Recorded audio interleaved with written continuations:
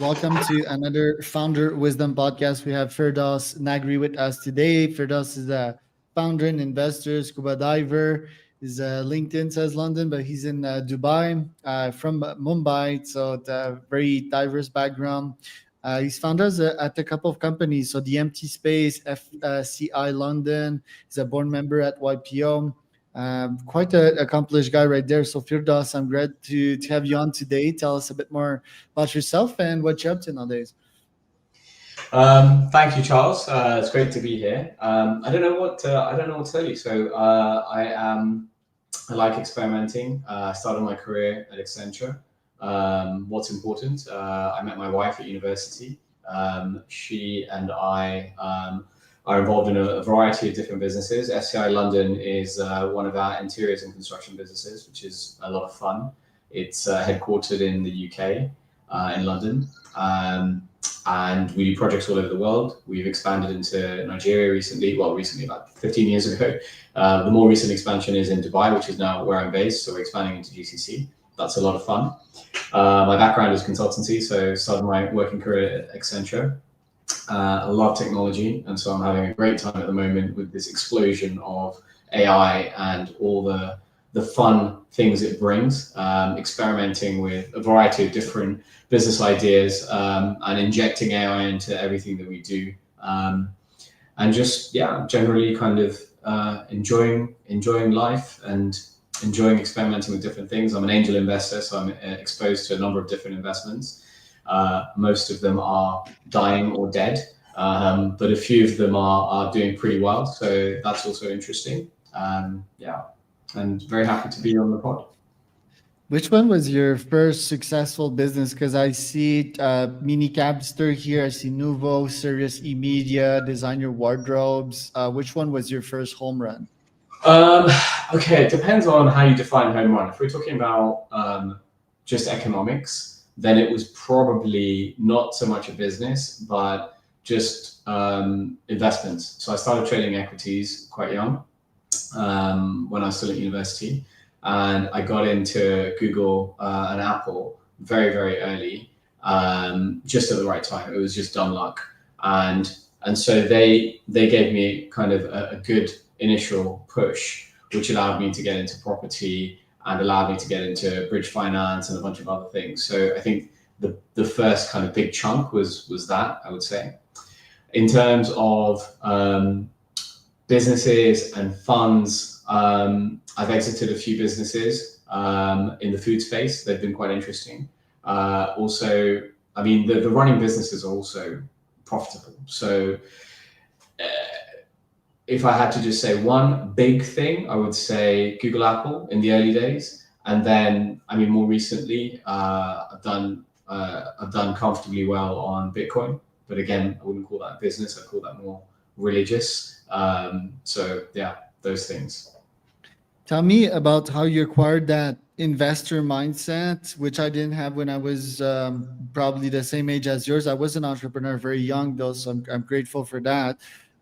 But also, I didn't have a budget back then, right? Like, what did I have in my bank account as a 18-year-old? Like, a couple of $1,000, which could have brought me, I don't know, like six-figure max if I would have invested in Google and Apple. So, tell us a bit more about that, and also tell us about your mindset investing in these companies, as I'm pretty sure most of people would have thought you were crazy investing in Google and Apple back then.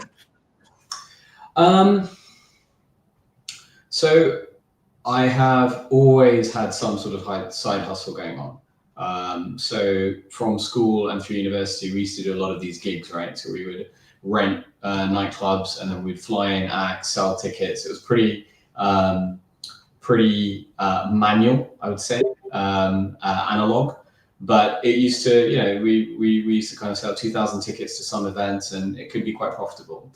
And I think because of my Indian heritage and kind of being born in India and having that culture, and also because of my parents being immigrants into the UK and how they worked and how I observed their lifestyle, which was very, very, very hard when I was young. I always had the idea that, and I always saw that I should spend what I needed. And I've always had that mindset, even as things have become more comfortable over the years. to spend and to be not miserly, but being careful and not spending wastefully. So whether it's time, money, emotion, I don't want to waste anything. And so I think that mindset has always, then the flip side of that coin is, well, if you're not wasting, then you're saving. And if you're saving, you want your money to work for you. So I think that's kind of where that came from. And I don't lust after money. The thinking, but I like the scoreboard, right? And there is no better scoreboard than the bank account, in my opinion, in many ways. And so that's not from the emotional point of view, but that's just like how, if I say I'm happy and I'm content, and I am, that's not a scoreboard, because, you can't compare that. So, because I am quite competitive. So a long answer to your question, because I've always had the mindset to spend on the things that I really need and that are really going to bring me joy rather than frivolous spending, there was always something there to invest in. And when I invested in Google and Apple, I invested in plenty of other things that didn't work out. So I don't think I was some sort of investing genius. I just think that those two happened to really kind of, propel my portfolio. My first ever investment was a company called Dragon Oil. And you may ask, who are they? And exactly. Tell me, like, yeah, just before we get to that, I'm curious about the wealth aspect. Like, how do you spend your money personally? And yeah, what makes you happy? Because you've probably tried to spend on outrageous things in the past. Like, what was the joy that you got out of it, right? And nowadays, like, what's your personal spending philosophy? Because I talked to a lot of people that mentioned the scoreboard thing, but I still think that money is made to be spent, and you can invest in your health, for example, in experiences and so forth. So I want to hear how you spend your money nowadays as an investor. Sure. So, I mean, okay, as an investor, I don't spend money, I invest money. So I'm investing in health tech, I'm investing in AI, I'm investing in technology. I am at the moment focusing on tangible things rather than software or tech investments, because I am very insecure about my ability to invest in the tech space at the moment. Given the speed of AI and given all the tools available to the average 15-year-old, you can kind of build a multi-billion-dollar business literally on your own, sitting at home, over the weekend, in my opinion. Therefore, I'm kind of staying away from tech investments, and I'm looking at investments in the healthcare space. One in particular that I'm really excited about is a mitochondrial test kit. So it's a finger prick, a few drops of blood, goes onto a card. You do it at home on your own, send the card off, and you have access to this amazing app that then breaks down your mitochondrial health and gives you all these different markers that give you access into the health and longevity, quality and quantity of your mitochondria, which are essential. And then it gives you lifestyle suggestions if your scores aren't where they should be, supplemental suggestions to bring you up back to where you need to be. And I'm shocked at how many people don't know what mitochondria is and how important it is. And I think where we are with this at the moment, we're on the cusp of it, like where we were maybe 10 or 15 years ago with gut health. 10 or 15 years ago, if I was talking about gut flora and fauna and my gut biome, you'd look at me going, kind of, what the hell are you talking about? And now it's in the common, the public domain. Everybody understands its importance and the connection between the gut and the brain and all the rest of it. And I think that's kind of where we are with mitochondria. So I don't spend my money, I invest my money from an investment point of view. And we have kids, and so we love to travel. So really, my joy comes from being able to take 5 or 6 weeks off from work, go backpacking with the kids. We love doing that. We will have 2 backpacks, and we'll say, right, you can bring anything you want as long as it fits in these 2 backpacks. And we've traveled across various different countries, and just without the money, I wouldn't have the time. Right. It's unfortunately not everybody has the opportunity to go on 6 weeks and 4 weeks and 3-week holidays 2, 3, 4 times a year. So, and isn't that the main advantage of or joy of being an investor vs being an entrepreneur? Is just like spending time and knowing that some of your investments are still compounding while you're not doing anything. I think I'm both, right? So I'm actively involved in the strategy for FCI, for Cavendish, for 2 or 3 of our other businesses. I'm advising founders that are still at early stages in some of the businesses that I've invested in. That's full time. That's definitely kind of a full time role.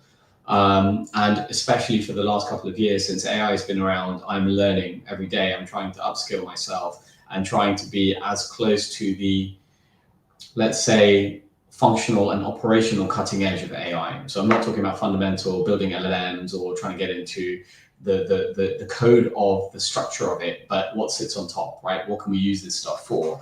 So I'd say, I'm definitely in that entrepreneurial sprint every day.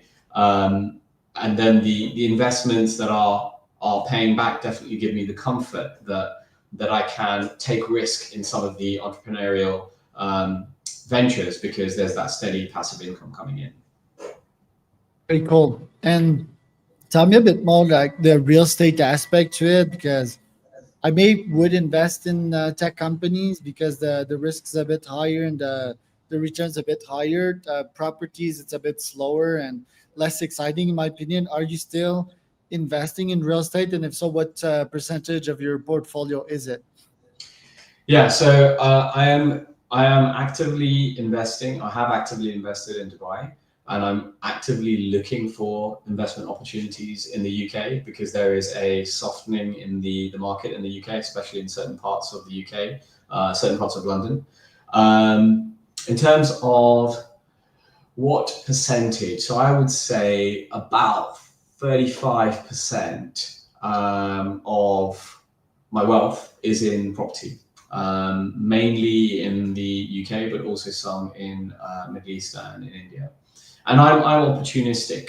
So there are many investors and entrepreneurs who have a very kind of strict thesis and they kind of follow it religiously. And I think they probably do a lot better than I do. But I'm quite opportunistic. I love intermingling. I love meeting new people. I love exploring different things. I love learning new things. Perhaps if I just stuck to one stream, I would, be financially better off, but I'm financially comfortable and I enjoy the variety of it. I think that's a personality defect or feature, depending on your point of view. How will your kids grow up different than you did? They are growing up very differently. They do live in, kind of a very protected bubble. Growing up in India, we were not overly rich. We lived in a family building. My cousins lived upstairs, and we lived downstairs, and we kind of played cricket in the street, and just it was very kind of simple. Even when we moved to the UK, kind of very simple, very nice, simple life. I think that by virtue of the way the world is in terms of social media, technology, etc., they're naturally going to have a different life. But also, I think the social circles that they're in, the schools that they go to, the opportunity to travel. When I was 7 or 8, I'd been on a plane maybe 7 or 8 times in my life, and I would count. It was so exciting to go on a plane. And now these kids are on a plane every 6 weeks, every 7 weeks, so they have an access to the world that I certainly didn't have when I was younger. And I think probably the key difference, and this could be good or bad, is that we as parents are much more in their lives. I'm certainly much more in the lives of my kids and aware of what they're doing. And there is a risk of overparenting. And so we also try to not overparent, but we're much more available. My parents were not available. They were too busy. They were too busy working. And so I think that I just had to figure it out, a lot of stuff. I don't know if that's good or bad. I know that me at 15 and my son at 15, 2 very different people. He's far sharper, more intellectual, far more knowledgeable, far more academic. But then in terms of just street awareness and being able to just, figure it out, I think perhaps me at 15, was a different character. So. Yeah, gut instinct sort of. Watches this, I love him. Right. What kind of future will they grow up in with AI? Will they have the same opportunity job wise as you did? Oh man, I have no clue. This is something that I'm spending a lot of time thinking about pointlessly because I have no clue and I have no control. The technology that we see, you and I, today is already 20 years old. And the real technology sits above our pay grades, somewhere up there between the military industrial complex and the tech bros and the money, right? So somewhere up there sits the actual technology. I don't know what it looks like. I don't know if AGI it already exists. I don't know what humanity really looks like in the next 5 to 10 years. I don't know what the value of, I don't know what the word job really means, right? In the next 5 to 10 years, frankly. So will they have the same job opportunities as me? Definitely not. It just, I don't know what it looks like, frankly. So, yeah, maybe not the answer that you really want, but I don't know, is the answer. Right. Well, I think AI agents are gonna slash a bunch of jobs, right? And ironically, well, I mean, you know that about human nature. A bunch of people resist to changes in technology. That's why schools are so against ChatGPT. But I think these are common schools, right? I think new type of school, new edge school that are for constant use of AI, so that I think that's where the human race is going. It's like merging with it. We're already merging with AI, and I think we just need to accept where it's going. And think that being said, a bunch of people won't be able to recuperate from these AI agents replacing their jobs, and will be sort of hooked on serotonin and just like pure pleasure, hedonistic type of life, while a bunch of other people will go towards Spain. And these people, I believe, to be would be founders or CEOs, right? Like the A-type personality. What do you think about that thesis? Um, I think it might be oversimplified. I think that yeah, agents taking over, customer service jobs, content creation, legal, accounting, finance, that's already happened, right? That's already done. It's happening right now. People just don't realize it. Even interior design, right? So a component of our interiors and furniture and construction business is interior design. Interior designers, the typical interior design job doesn't exist 6 months, 9 months from now. It just doesn't exist, right? In the same way, because you will be able to scan a room, build it in 3D, tell it the style that you want. The AI will give you fully animated 3D walkthroughs of the space. You will be able to talk to it, edit it on the fly, and then once you finalize it, you'll be able to give the AI a budget for the entire room, and it will then go online and do the product selection from the various websites in your local area and order the goods for you based on the budget you've given. And that is 6 to 9 months away, right? So that's just one example that I'm very aware of, because it definitely comes into the industry that we're in.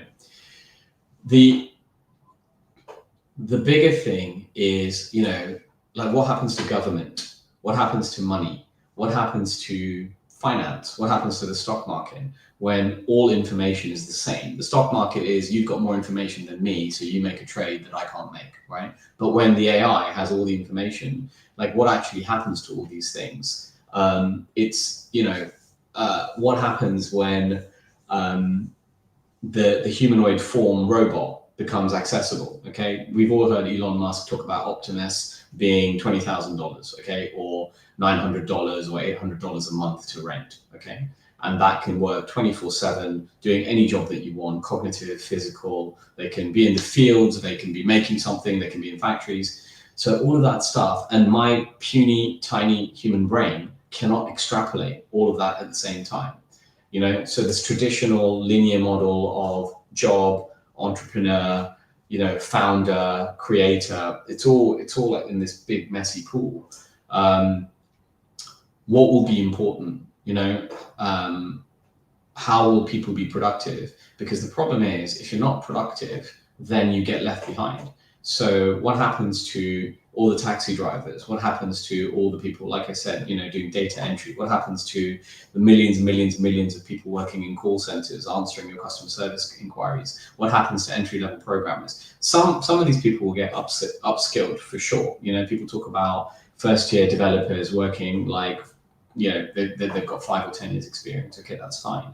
But what happens when you don't even need the developer? Like, you can use Manus and you can use a variety of software today, and you can literally talk to it and say, build me an app that does this, or build me a piece of software that does that. And it's not perfect, but it's getting there very, very fast. And it's going to be, like 100 times quicker. And it's self-evolving and self-correcting.